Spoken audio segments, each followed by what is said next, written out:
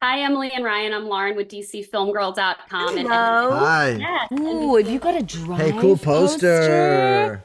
Thank you. I That's get a lot of cool. compliments on this one, but yes, I've that's never my That's seen favorite. that so one. weird that I Yeah, it's don't like an have art any of print my avant-garde posters. one. Yes. Congratulations to the two of you on this film. I absolutely loved it. It's going to be one of my favorite films of the year, and you two were fantastic in it. So, Oh so my, excited thank to you. chat Thank about the Fall Guys you. today. Yes, I particularly love the scene where Colt goes into, Tom Ryder's home and he has all this movie memorabilia in there. And it got me thinking, do each of you have some maybe wardrobe pieces or props from past films that were particularly sentimental to you that you still have today? Emily, do you?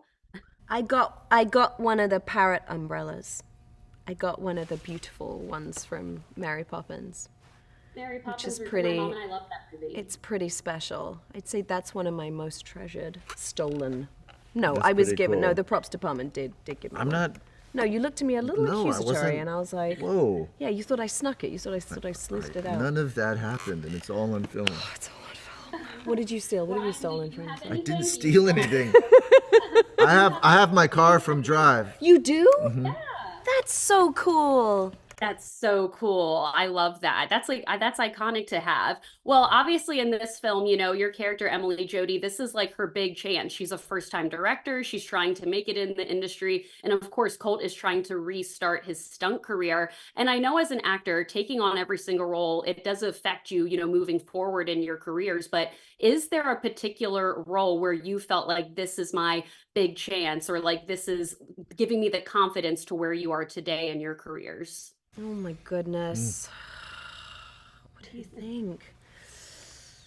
I don't know if there's one particular movie or one particular moment that was that sort of grounding movie for me that felt like the springboard. I guess it's usually like the movies that break you into the industry become quite poignant. Like I remember when Devil Wears Prada came out and I suddenly was given opportunities because it was such a kind of character part and she was so crazy that I just could get outside of the British actress wearing a bonnet kind of roles, and so I was like pretty excited about that. But You kill a bonnet, though. like I love a bonnet. You I kill do a bonnet. love a And a bonnet. sun hat. Yeah, I Oh my love a God. hat. I just love a hat. And they love you? And Everyone wears and them. hats love It's you. kind of a set thing. To kind of be an amalgamation of Hats. many experiences, many hats. Many hats. And I still haven't found the hat that I'm looking for. Wow. Thank God for us. We get to Thank watch God. you explore your hat journey. Have you had a hat journey? Was there one hat that you felt this is me? This is the No. glove that fits. Was there a hat? I look like a jerk in hats. No, you don't. You look Yeah, great in a every time I wear baseball hat, you're like, cap. who's that? You look He's a great in a jerk. baseball cap. What are you talking about? But Sweet what of you to about if say. you wore like a Peaky Blinders hat? Would you be like, oof, this is not me? Would you be constantly adjusting it, kind I'd of love it to be, self-consciously? but I don't think. No, I smell a rat. that's just for Killian Murphy. Only he can rock that hat. Yeah. Yeah, I always feel like there's a director named Henry Bean who wrote a film called The Believer, which was really my first kind of leading role, and I just feel like he gift wrapped me a career. It was very hard for me to even get an audition for that, let alone a job. So like when I got that role, it totally changed my life. Oh my gosh, I love that. That's definitely a great one. Well, they are wrapping me. Congratulations to the two of you. I loved the Tom Cruise references. Obviously, Emily and Mia, the rest of the cinematic community, are waiting for the Edge of Tomorrow sequel. I know you've said you're going to do it, but I will be We're on the edge of our seat. seats. Are you?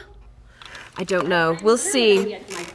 We'll see. Can I We'll get in that see. sequel? I don't know. You might have to audition for that one I too. probably I will. know. I can't. Oh my God, Ryan auditioning with you and Tom, that would be fantastic. Congratulations. I'll do it. So Thank excited you. for But you come in with like a Audition fake season beard 1. and mustache. And Thank stuff. Thank you. you so much. You guys are hilarious. Okay, bye. Thanks. Bye. Hi, Hannah. Good to see you again. I was just because you said Veneziana, we were just like hearing how you meant to pronounce it.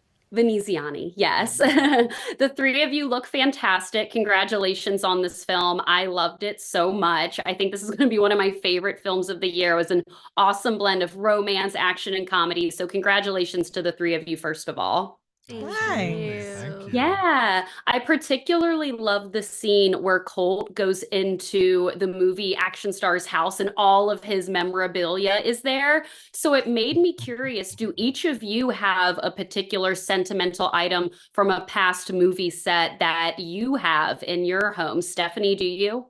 Well, I have one from this set, which is there was a moment where we had like a little insert scene where I was sleeping with the dogs. It was a very quick shot.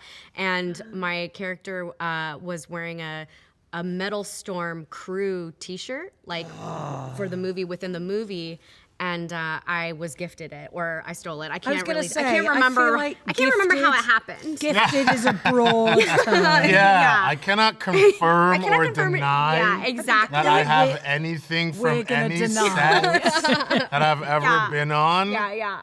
But I would never do that. But it's a really comfy tee. It's a really comfy tee. Hey, Winston, you don't have the red jumpsuit from us? Come on. I don't have anything from any sets I've ever been on, especially Black Panther. Interesting. I mean, I have nothing. I would have stolen everything. From Yeah, 100%. I would never do such a thing. Hannah, do you have anything? I did for a while, and then I got over myself. I had my shame bell from Game of Thrones. Oh my God. Yes, Can and I have that? I was gonna keep it, and then when everything happened in the Ukraine, I, as a single mama, I was watching so much footage of the women and children fleeing, and myself and my manager Nick were talking about, would I be able to put it up for auction? So somebody bid for it very generously, and it went to a women and children shelter. The money from that. So I had it for a while. Loved it and was very proud of having it, and a bit of a kind of pivotal moment in my career, but it's definitely been used for the greater good. Absolutely. What an incredible story. And that bell from Game of Thrones is iconic, but what an incredible story. You're such an amazing person. Thank you. Far better that they benefit from it. We can't possibly understand what those women and children are going through. Absolutely. I fully agree. Well, last question for you. Each of your characters has incredible combat moments and action scenes. So I'm curious, what was your most memorable moment on set in this film or another film with a particular stunt double, since obviously they're highlighted so beautifully in this film? Hannah, do you have a moment? I mean, I had an unexpected series of moments in the blooming helicopter that I didn't know was coming. I've got the scars to prove it, people. Okay. I mean, they're small, but they're there. Yeah, that was pretty cool, pretty kind of pinch me moment. Being up, I don't even know how many feet up in the air we were on the arm in the helicopter, myself and Ryan and Aaron. But I would have genuinely paid money to be bashed and bruised to do that scene. And I think my job was harder, by the way, because I was looking backwards the whole time, just saying. What is a harder stunt job, people? The hardest. I would say that, so I had a missile kick in this movie where I jump and I use both legs and I kick.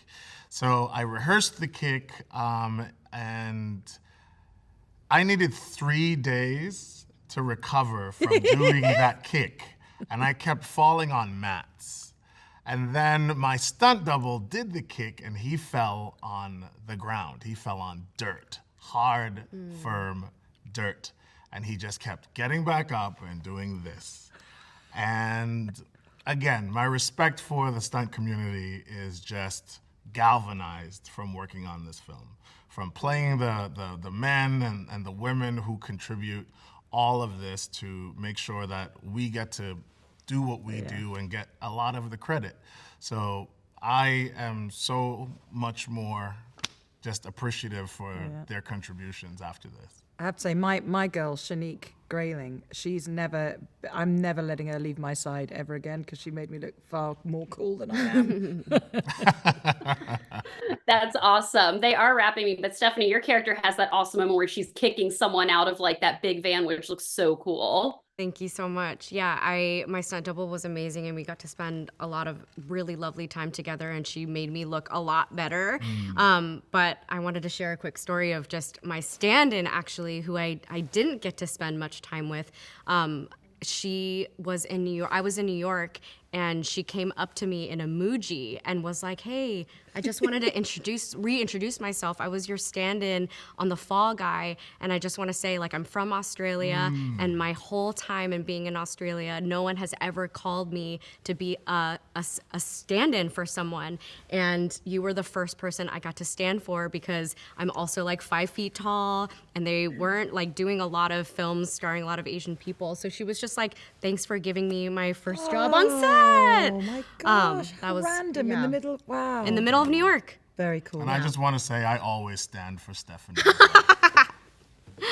I stand in for Winston. He is the master of disguise. I love that story, Stephanie. That's awesome. Congratulations to the three of you. So excited for audiences to see The Fall Guy. And it was one of my favorite movies of the year. It was so awesome. And the three of you in it. Yes. Bye, everyone. Thank you, Bye. lovely. Bye. I'm good. How are you? Good. I wanted to tell you I absolutely loved this film. I know it's going to be one of my favorite films this year. I think it was the perfect blend of romance and action. I'm so excited for audiences to see it. So congratulations to you. Thank you. Thank you very much. Yeah, of course. I particularly love the choices you made to showcase Jodie and Colt's romance throughout, like the close-up of Ryan's aviators with the reflection of Emily, of course, like the Taylor Swift montage, and then the split screen of them talking about Notting Hill. You made just some really like cool and awesome editing choices. So can you just talk about that process and your decision like behind all of those choices throughout the film? Yeah. So, the challenge was to keep them connected, because ultimately in any good rom-com, they're apart, right? And they're like separated, and you're like yearning to see them together. So anytime visually that I could connect them, I tried to connect them, whether it was her image in the sunglasses, like you said, or the split screen, there's a phone call. That was sort of this idea of like, well, let's see them, you could easily, do something where they're just, talking on a phone and you're cutting back and forth. But I thought, why don't we see them interacting, and we see just almost like how they're destined to be together, like they're moving together, like they're so in sync, but they don't even realize it. And we're like rooting for them, again, for that line between them to blur, like she says. So it was really just finding creative ways in the spirit of like, movies. Like, this is a movie that references movies because it's a movie for people who love going to the movies. And so even people quoting Notting Hill, or, them, doing the split screen like Pillow Talk, it's a nod to people that love movies, and I tried to just bring them together. Yeah, absolutely. I love movies about movie making. And another one of my favorite scenes is when Colt goes into, obviously, action movie star Tom Ryder's home, and he has all the movie memorabilia there. I'm curious, do you have any particular like prop or wardrobe piece or anything from your past movies that you have kept that was like, kind of special to you? I do have I have a lot of fun things from my stunt past. And there was one that in V for Vendetta, I doubled Hugo Weaving, and I have the Guy Fawkes mask that I wore. And so I do all the action as the V for Vendetta character. I played a bad guy in Matrix Reloaded, and I have the crazy sword that I had. I have my sword when I doubled Brad Pitt in Achilles in Troy. I have the Troy sword. I have, I don't have my cod piece from 300. I don't have that, but I was looking for it. I really like somewhere around. But wow. You have so many cool things. I'm sure they're just like all in your home office. That's awesome. It's not like, I didn't display them like Tom Ryder. They're sort of in the corner, but yes, I have a lot of really cool film memorabilia. Yeah. Well, one of my favorite films that you've done is Atomic Blonde. It's one of my favorite movies of all time. Yes, I have the steelbook here, and I feel like the staircase scene with Charlize in that whole apartment scene is one of the best stunt choreography scenes in cinema history. Just take me back to that. You're welcome. Take me back to that scene really quick. And what were your favorite memories of shooting that and working on that film? So when we were doing that film, it was a small budget film, and Kelly McCormick, who's my my producing partner and my creative on all these films, she's like, we need to do something bold. We need to do something original. We have to stand out. you always wanted to do a oneer. Why don't we make, we have the freedom because it's a small movie. Let's do something big and provocative like that. And so I worked with the stunt team and I challenged them to come up with this choreography. And we worked together for probably like 6 weeks to design that sequence and train Charlize in it. And again, it all paid off. It was a really smart choice by Kelly to lean into something like that. And not only is it just like a great exercise in film, it works because it makes you stay with the character and like feel for her, and you're staying with Charlize's performance. And when you're a director, if you can hang your credibility on an Academy Award winner and like never take the camera off them, it's a good strategy. Yeah, absolutely. My dad and I are obsessed with this movie. We watch that scene all the time together. Well, they are great. wrapping me. Yeah, they are wrapping me. David, congratulations to you. I'm so excited for audiences to see this film. And I loved how you ended it with like the faux movie trailer. I think audiences are going to be really excited for this one. Cool. Thank you very much.